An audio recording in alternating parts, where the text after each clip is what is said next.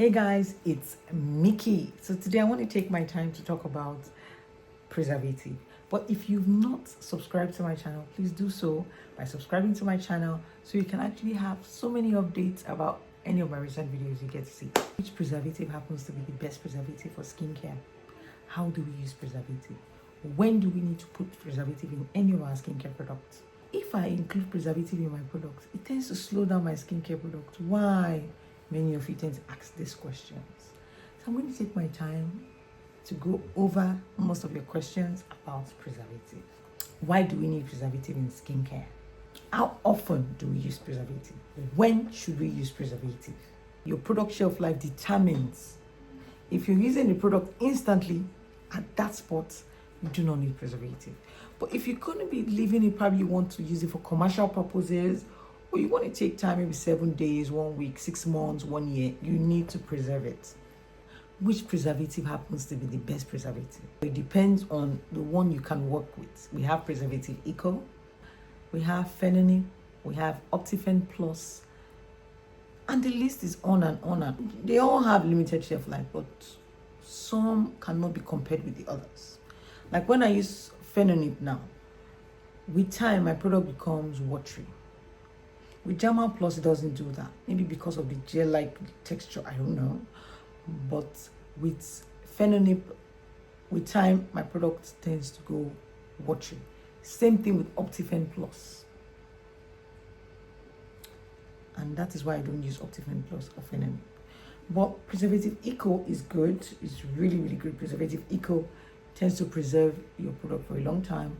The same thing with Derma Plus. Derma Plus does a better job. So I go for the two of them, Preservative Eco as well as Derma Plus. Those two preservatives, they've done me really good. How long is the shelf life of each of these preservatives? For example, you're going commercial. It depends on how often you sell your products. All right, there are people who make product at a bigger batch, and before you know, it's all out of the stock. Well, even bigger brands also go through the same process of probably they produce the product and then you see the product going watery. Most of the time, it's not usually preservative. It has to do with your manner of storage. Skincare does not need a very hot environment. It needs a cool environment. If possible, if you have a fridge, put your skincare product inside the fridge. But at a cool temperature, not freezer where you put it everywhere, no. There's some products that are meant to be in a cool area. Just like some of these products we buy in Paris, Bedon, QEI. Many of them are meant to be refrigerated or meant to be in a very cold environment so that it doesn't really go bad or it doesn't start going watery. Not all skincare products are meant to be kept in a very cold place. There are some that you don't need it. Like for example, your body wash don't need to be kept in a cold environment, like a really cold environment. Or your body lotion, your body cream, they need to be kept somewhere cold. Not too cold, but somewhere cool. Why is it that when I put my preservative, it tends to slow my product? My product does not work when I use preservative. That's not very fun. And who is telling you that? That's not true. Your product works really well when you put preservative.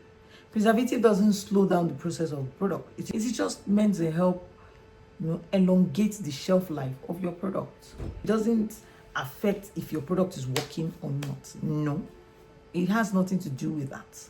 Whatever ingredient you're fixed in a particular product, that is still what is there. All right. Now, using your preservative in the product is just to help, give it enough boost for it to stay longer. That's a longer shelf life. That's what it's just meant to do. What measurement should we use in our preservative? Now, there is no universal measurements in terms of preservative. Preservative is based on the weight of your product. So after you finish producing your product, you have to weigh your product, all right? Then you put your preservative. Your preservative is either 1% or 2% of whatever you've produced. You do not put excess preservative, then it has adverse effects, right?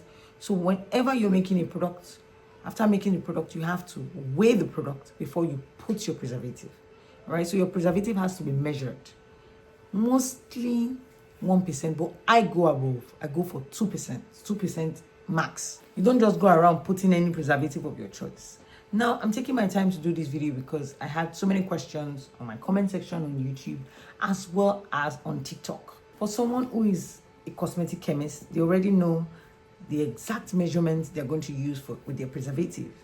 But if you're making your cream from the scratch and you just want to make it yourself, preservative is mostly 2% by 1% of your total ingredients.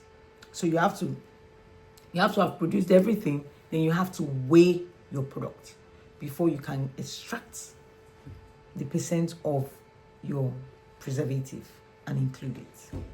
Okay, but someone who is a cosmetic chemist already knows this. Someone asking questions.